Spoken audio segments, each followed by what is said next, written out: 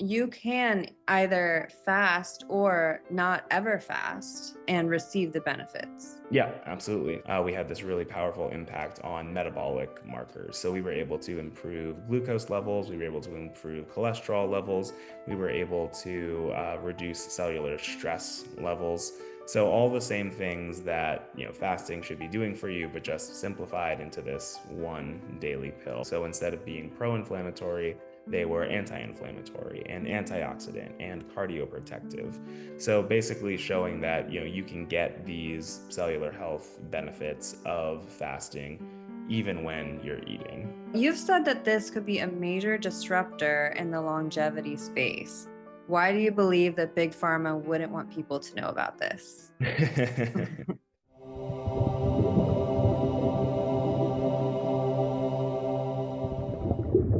Dr. Rhodes, how can certain compounds mimic fasting, and what's happening in the body that makes it believe it's in a fasted state?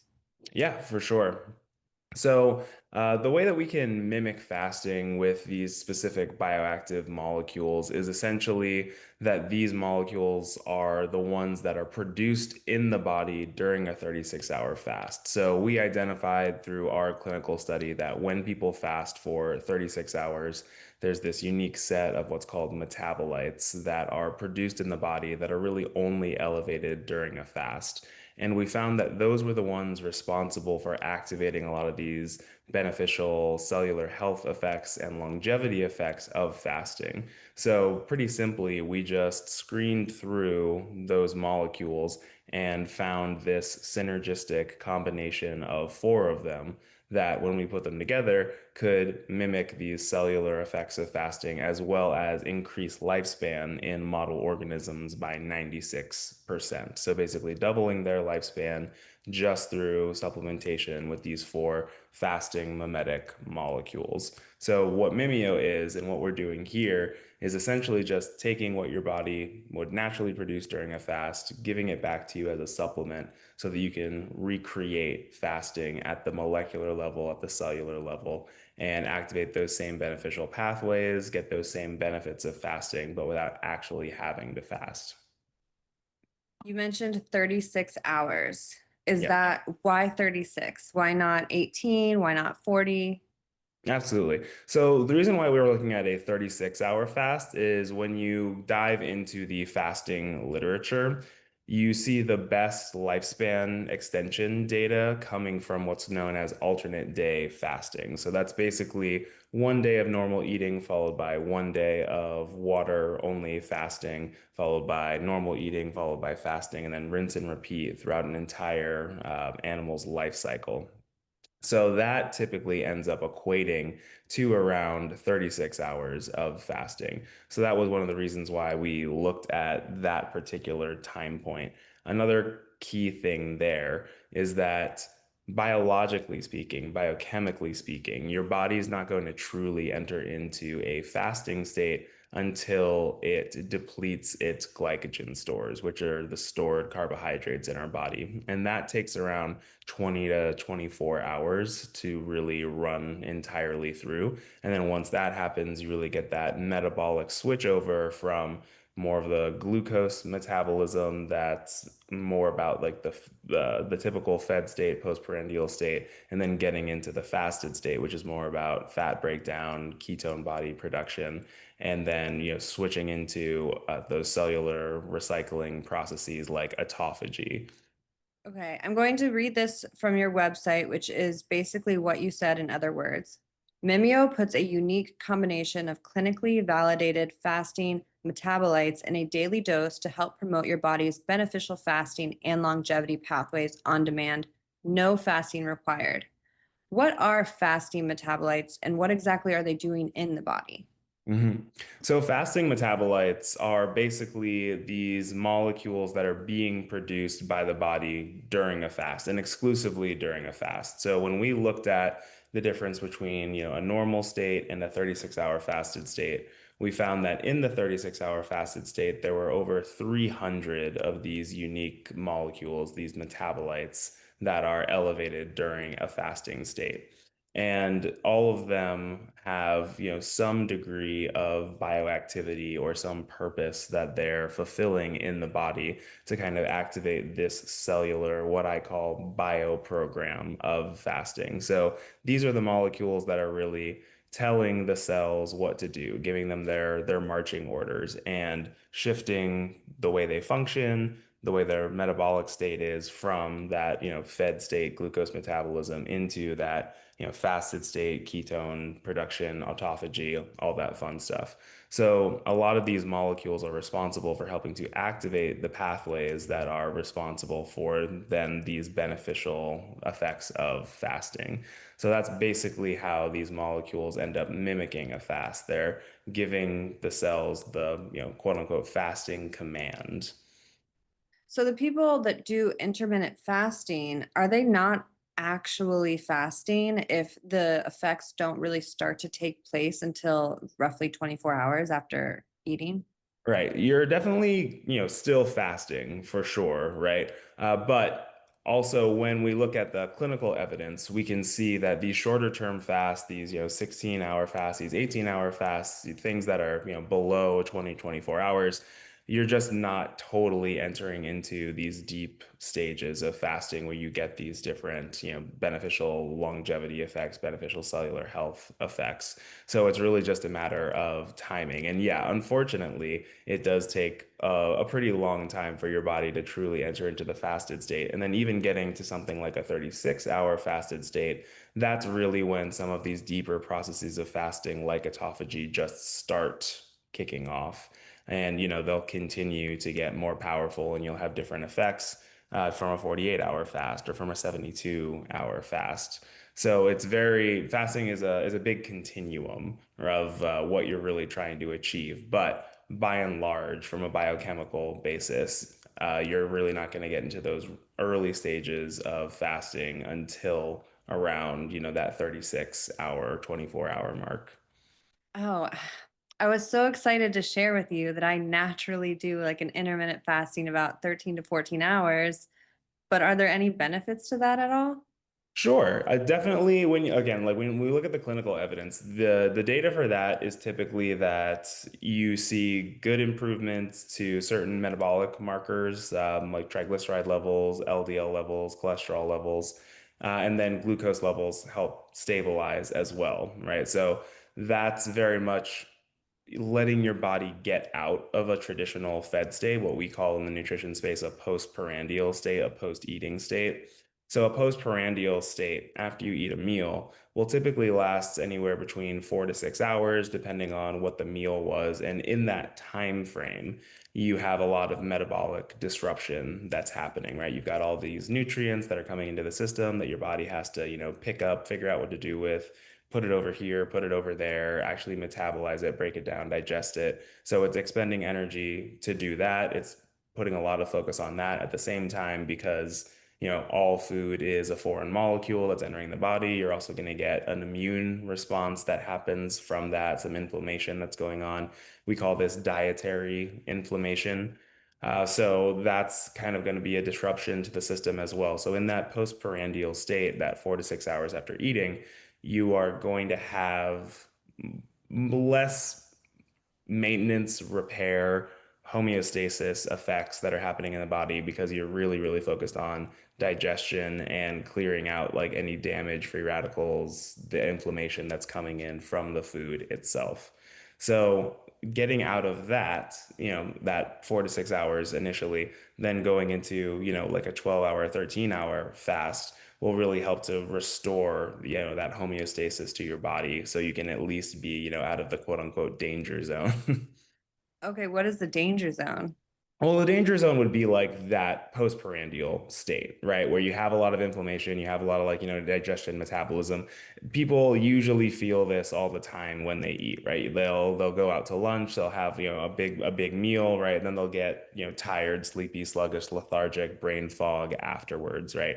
And usually that's because your body has to refocus its energy from cognition or cellular homeostasis, cellular maintenance, cellular repair, what have you, into digestion, metabolism, absorption, and then, like we said, kind of getting rid of all of that free radical damage and the dietary inflammation that can pop up.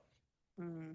Is that why it's so important to eat several hours before going to bed? Because that way, when you're sleeping, your body can focus on other things versus digesting. That's definitely one of the good reasons. Another one is, whatever your food component is. So let's say, it's 9 o'clock at night, you have a big plate of spaghetti, right? That's a lot of simple carbs that are then gonna give you a glucose spike. And, glucose spikes, you can kind of think of them as, giving kids a bunch of candy, right? They're gonna get a sugar rush.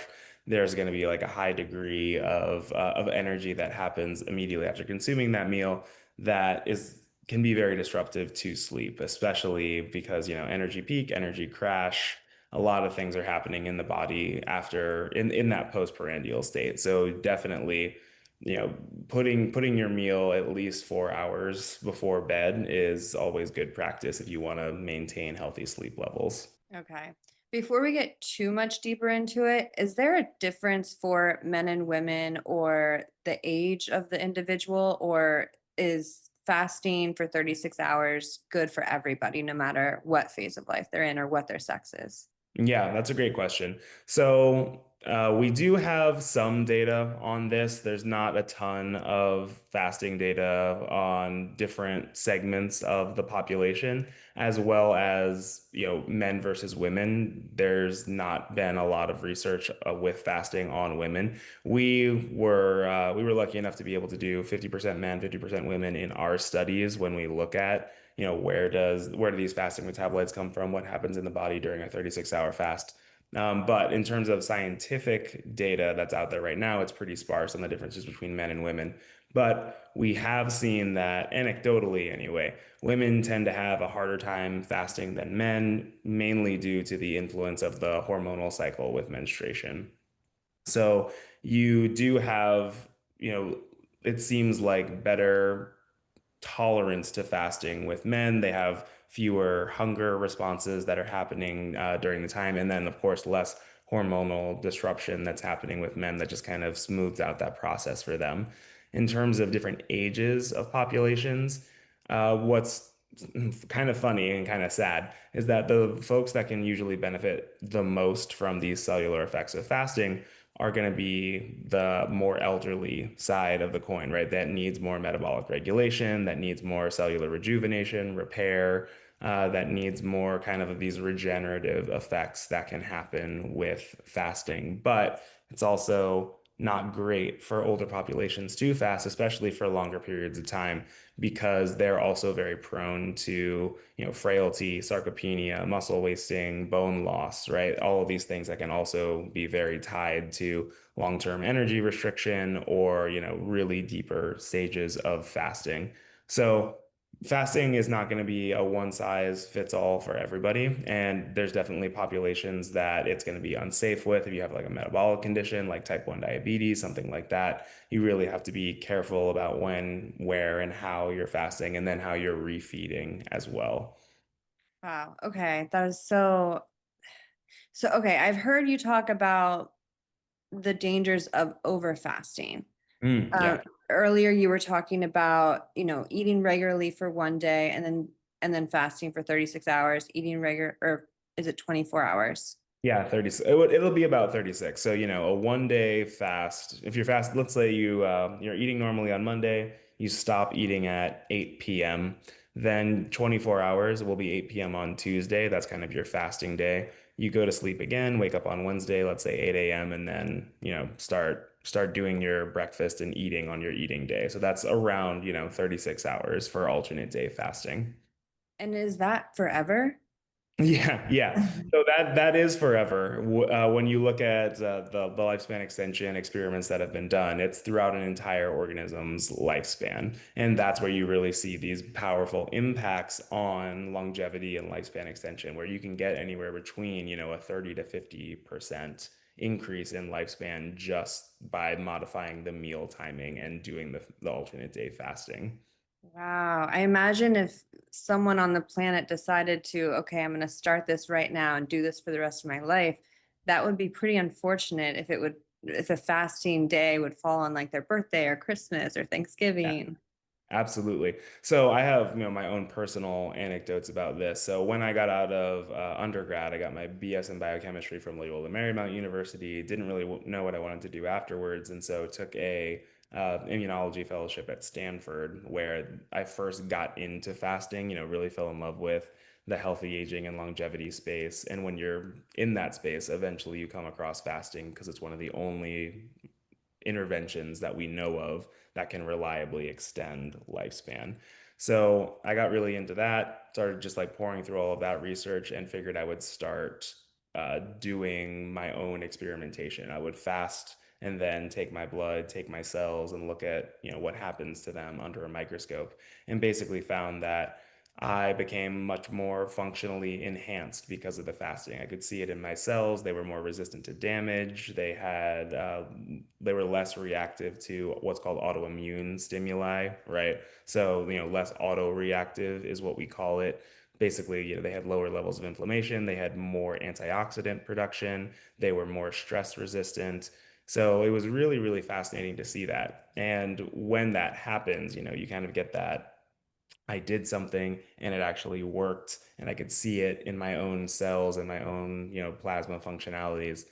That was really, really impactful for me. And I just kind of was like, okay, cool, I'm just going to do this. So I actually did alternate day fasting for about 2 years while I was in that fellowship. And it's just not a compatible lifestyle with society, right? Because you're not, there's this weird element of social isolation that comes along with it. You're not hanging out with friends over, drinks. You're not eating dinner with family. You're not eating lunch with coworkers, right? On your fasting days. Or, if something falls, it's your birthday, but it's a fasting day. Like, what do you do, right? You kind of have to, really, really balance it out to make it more sustainable. But ultimately, the thing that kind of broke me with it was I got into a relationship, and my partner was basically like, "You're gonna at least eat dinner with me, right? Like, I'm not just gonna like eat in front of you while you're just like holding water and just staring at me, right?" Yeah, so that was kind of the big thing. So what I do now is I do one meal a day, and that's the kind of the lifestyle that works for me. And then I supplement with Mimio on top of that, both as a way to, make the fasting easier. It has some appetite suppression effects, some mood and cognition enhancement effects, but then also to get these longer term benefits of a 36-hour fast, even in a shorter fasting window. Wow, yeah, we've really created a world that centers around food. Oh, yeah. And I think a solution would probably be, I think you would need to do this, form a community where it's like we're all going to start the fast on this day, and then, we just it expands to a huge part of the world, and we're all just doing it at the same time together. And yeah, maybe one Yeah, day. I think it would be really interesting to see how a society forms if like we all just got on board with alternate day fasting, right? Because I think you'd have some people who are just like off cycle with each other, Mhm. right? Where it's like half the population is fasting on Monday, but the other half of the population is fasting on Tuesday. Mhm. There's just like, yeah, there would be, yeah, really, really interesting dynamics of what happens there. Yeah, that would be fun to see. Getting back into Mimeo, can you break down the four ingredients that it's composed of? Yeah, absolutely. So the four ingredients that we found that were, really upregulated during a 36-hour fast and had these synergistic abilities to mimic the fasting state, those are nicotinamide, spermidine, palmitoyl ethanolamide, and oleoyl ethanolamide. So nicotinamide is a NAD precursor. It's a vitamin B3 derivative. And essentially, what NAD is doing for you is it's one of the primary ways that your cells sense their energy state. So basically, if you have a large amount of NAD in your cells, that's a signal telling them that they don't have a lot of energy around. So it kind of helps to promote these fasting mechanisms and pathways within a cell. And that's helping to take down some of the guardrails because cells human biochemistry has a lot of positive and negative feedback loops. So there's a lot of, balancing and counterbalancing pathways that kind of, fight against each other to help keep the cell in this homeostasis. So the I want to NAD+. Oh yeah, I go want to ahead. pause you on that one. Is that the same as someone going to an IV lounge and getting NAD? I was just talking to a friend who had it for the first time, sat there for 3 hours and felt miserable, but I guess it has positive effects.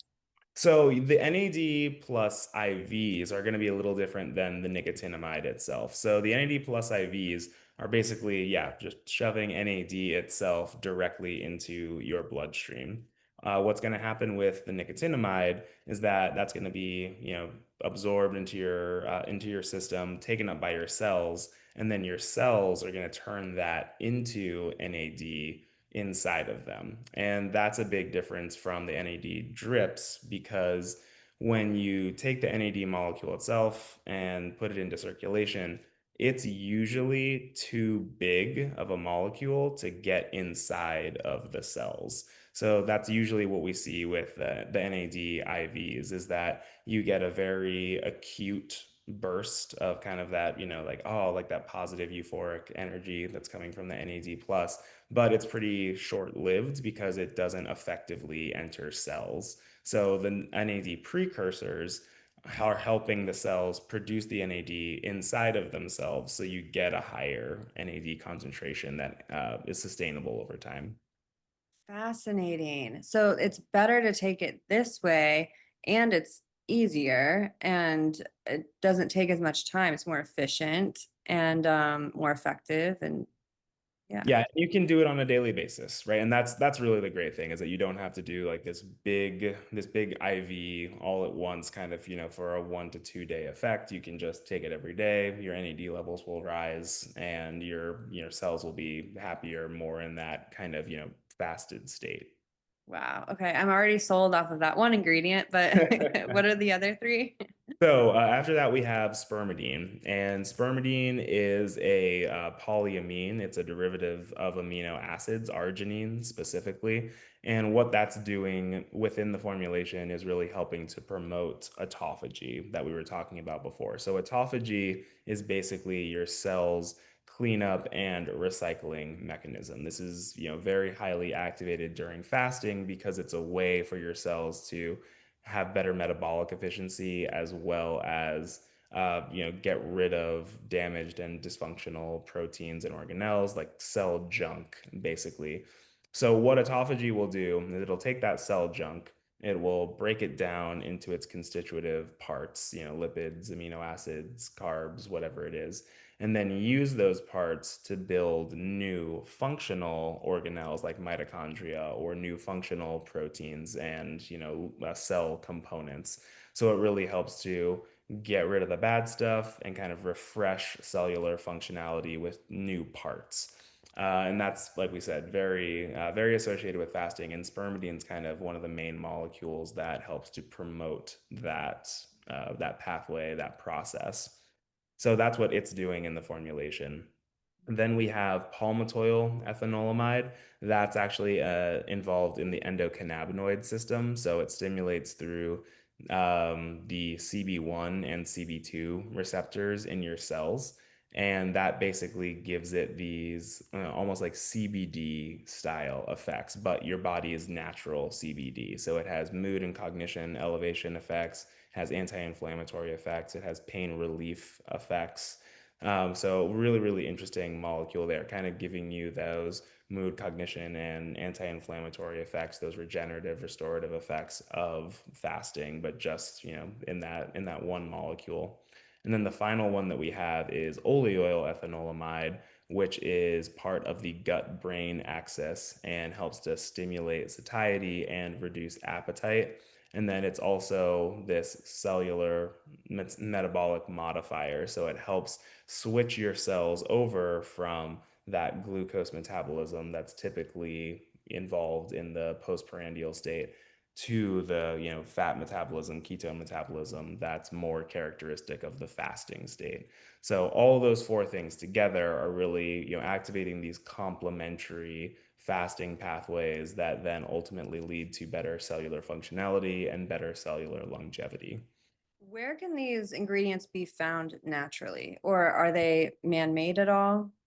Yeah, so these ingredients, they're natural human molecules, so they're endogenous to the body, so they'll be produced there during a fast. But in the food stream, you can find them from a lot of different sources, depending on what it is. So oleoethanolamide, for example, is a oleic acid derivative, but you can also naturally find it in olive oil. Palmitoyl ethanolamide is a palmitic acid, derivative. Spermidine comes from arginine, and then nicotinamide is a vitamin B3 derivative. So that's kind of what this classification of what we call, metabolites means, is that these are molecules that are produced in the body from nutrient starting points, whether that's, a protein, a fat, a vitamin, a mineral, whatever it is. Oh, okay, fantastic. So we're basically taking things and we're putting a higher dose of what we already want and need in the body. We're just putting more of the good stuff, basically. Right, exactly. So just exactly what your body would be making during a 36-hour fast to, activate all these beneficial cellular pathways and just, yeah, putting it into a daily pill so you can recreate it on demand. Does that confuse the body at all if you're eating when you take those?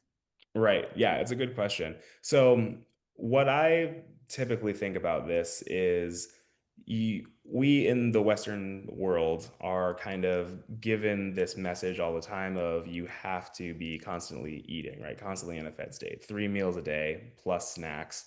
We've been given that narrative of, oh, if you're hungry, it's a really bad thing, and you have to eat immediately, or else your body's going to start, eating itself, right? I remember that from elementary school, and I was always very freaked out about it. So I was like, yes, must always be eating.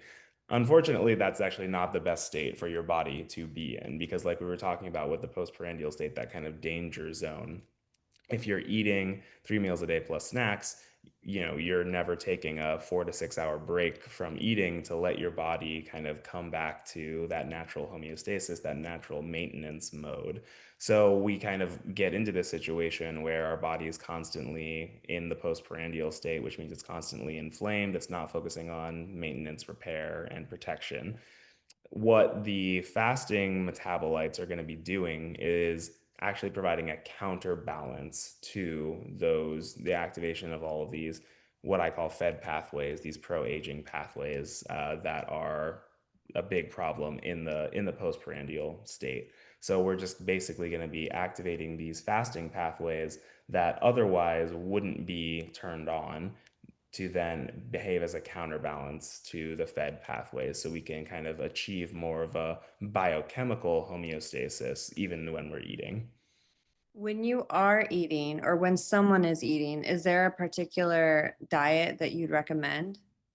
So I like to recommend a kind of like paleo-esque diet. I don't like calling it paleo just because, the whole, oh, this is what humans evolved to eat kind of thing is like, like, yeah, questionable. But when it comes to actual nutrient density, when it comes to, food quality, I do like the lifestyle for that reason. So lots of, lean quality proteins, lots of fruits, vegetables, nuts, seeds, things that are very nutrient dense from like a micronutrient perspective, but then also are not super calorically dense and they're very filling. They have a lot of fiber. They have a lot of nutrients, antioxidants, polyphenols, flavonols, all the good plant molecules that really help to also reduce inflammation, promote cellular health. That's usually how I like to eat. Is I like to do how can I get as much volume of food as possible for as few calories as possible? So, nothing feels super restrictive. I'm assuming if you have one meal a day, you don't really pay close attention to the order of which you eat things. Because I know a lot of people say, oh, you need to eat fruit first because of how fast it digests and things like that. Right. I mean, I personally don't, yeah, because one meal a day you can't really you can't really order things all that well, right? It's just gonna be like, well, that's all going in at once, you know?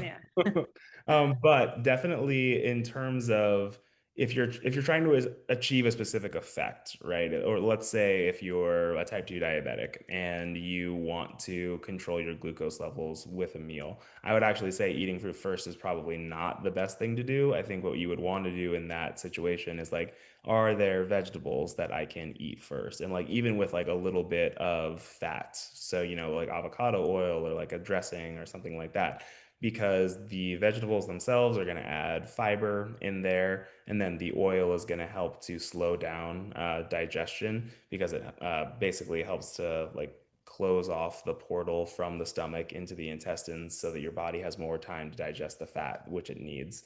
So it'll actually help to, promote satiety, put the fiber in there, and then also control glucose levels after that. So it would basically be like, yeah, eat some vegetables with, a dressing, and then go into the sugary stuff like the fruits because that'll help to control the glucose levels.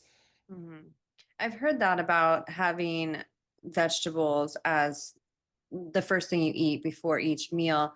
The last couple weeks, I've recently tried taking out vegetables, and instead of things like broccoli and Brussels sprouts and asparagus, I've using just zucchini and summer squash, which I know are technically fruits. But would you count that? Because that's kind of like what I'm starting my meals with, and I'm just seeing how that goes if I'm like, could tell a difference.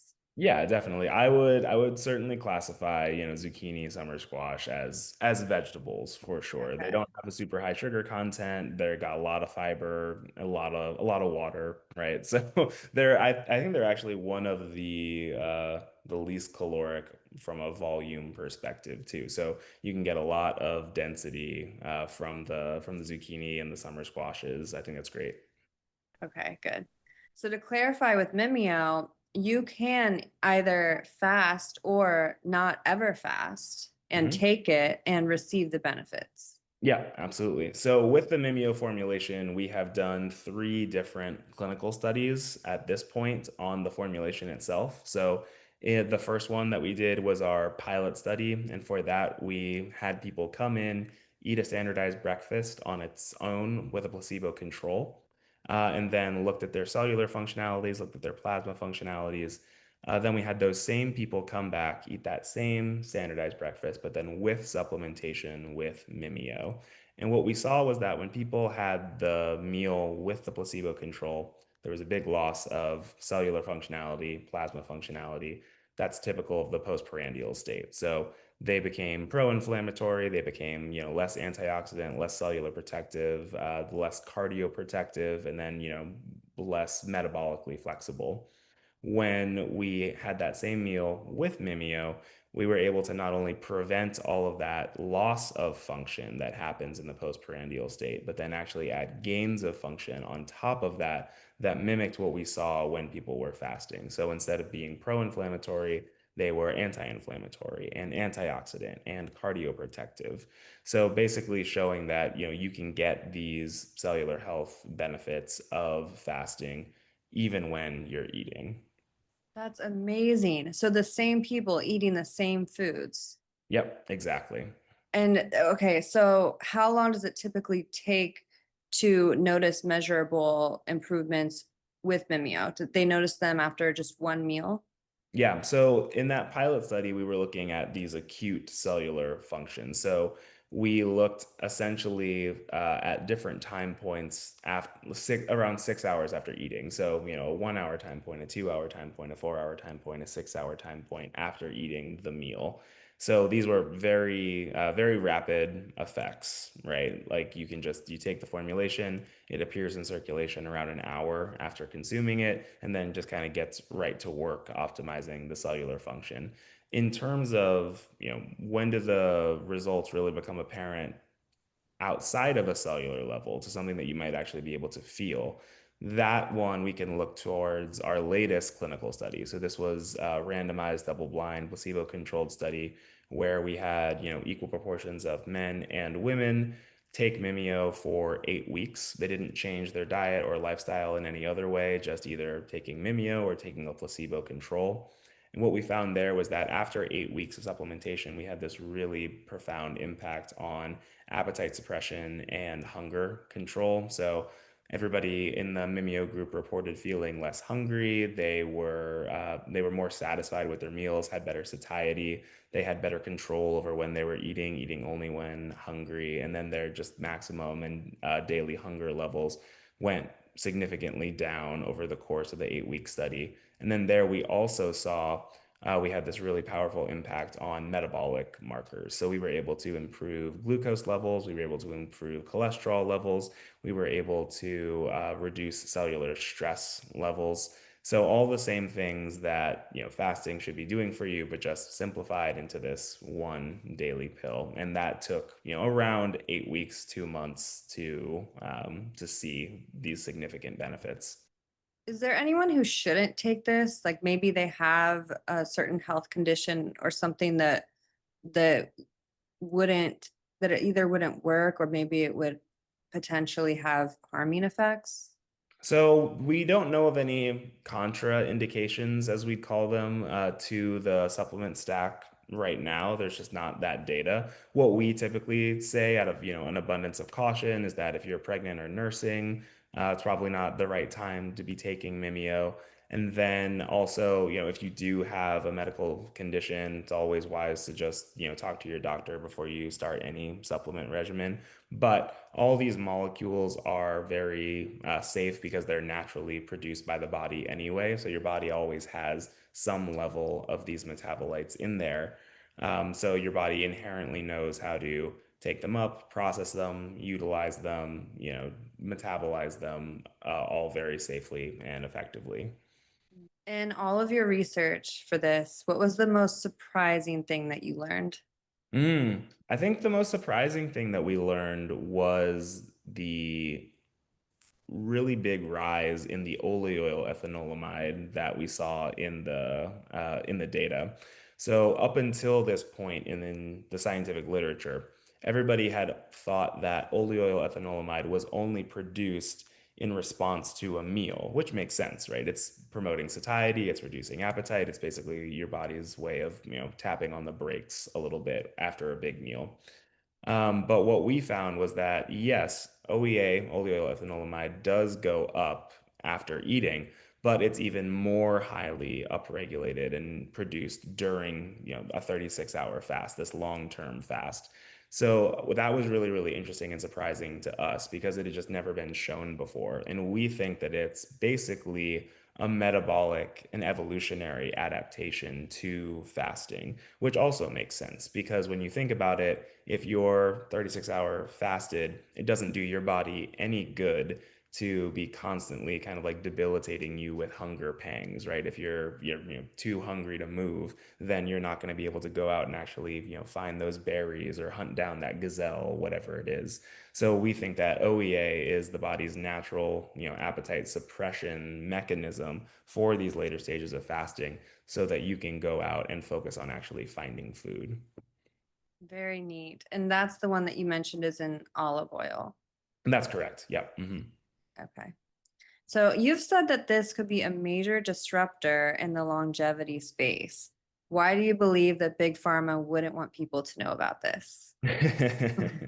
Well, definitely, it's we're the only people who are taking this biomimetic approach to, research and supplementation right now. So really trying to tease out what's happening in the human body during these interesting states, whether that's fasting or sleep or exercise or cold exposure or meditation or whatever it is. And then really decoding what's happening there so that we can put these benefits that our body naturally has the capability to do just in a much more simplified and on-demand manner. So, I mean, the reason why Big Pharma would not like this is because this is also something that they can't do. Because we've explored this when we were originally founding the company. We were like, do we go down the supplement path? Do we go down the pharma path? And you really can't create biomimetic formulations going down the pharma path. It's very just antithetical to the way the regulations work, the way the research processes work. So, as we increase the amount of ingredients that's in a formulation to more closely resemble true biological complexity, right? Like we said, there are 300 metabolites that are upregulated during a fasting state. If I put all 300 of those metabolites into one formulation, it could never be a drug. It could just never go down the pharma pathway because in order to go down the pharma pathway, you have to assess each and every single molecule individually, as well as each and every single molecule in every different iteration of combination that you possibly can, right? So in order to, get a 300 ingredient formulation as a drug, you'd have to do thousands of studies, thousands of, different iterations on that formula to ultimately get to the drug status. Whereas in the supplement, I can put all of those things together,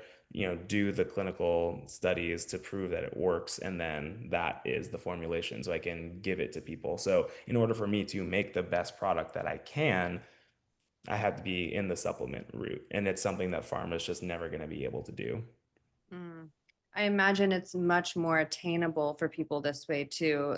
Like if it was through big pharma, it would probably be thousands of dollars. Yeah, absolutely. And you'd have to go through your doctor, and it would usually, again, the way that pharma works is it has to be a drug for a specific condition, right? So Ah, even if it did go down the pharma pathway, if we, proved it out in, even something big, right? If we proved it out in diabetes, right, it would just be for diabetics or like that one single sliver of the population instead of something, right, accessible for everybody. mm. Dr. Rhodes, I have two closing questions for you, but before I ask them, where can the listeners go to check out Mimio and to learn more about your work? They can check out Mimio at mimiohealth.com. That's Mimio health.com. We're also on socials at Mimio Health. And you can read all the science, you can do all see all the cool clinical studies that we've done there as well. Perfect. That will be in the description.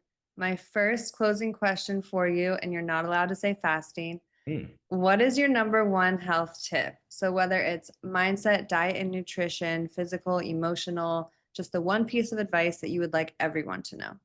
I think the one piece of advice I want everyone to know that isn't fasting Mhm. is strength training. I think this is really, really important and underutilized in terms of just the health and fitness of everyone around us. So, a little known fact is that the one of the best predictors of health span longevity is muscle mass after age 65. So, if at 65, if you can have like the most muscle mass that you possibly can at that time point, your longevity projections are so much better than people who do not kind of commit to the strength training. And there's a couple different reasons for that. Number one is balance, right? One of the major issues with the elderly is frailty, falls, right? Broken bones, things like that. So getting the muscle mass there to stabilize you, have the balancing that's happening is very important. And then strength training also helps to build bone density at the same time. So you're less likely to experience, cracks, breaks, fractures if a fall were to happen.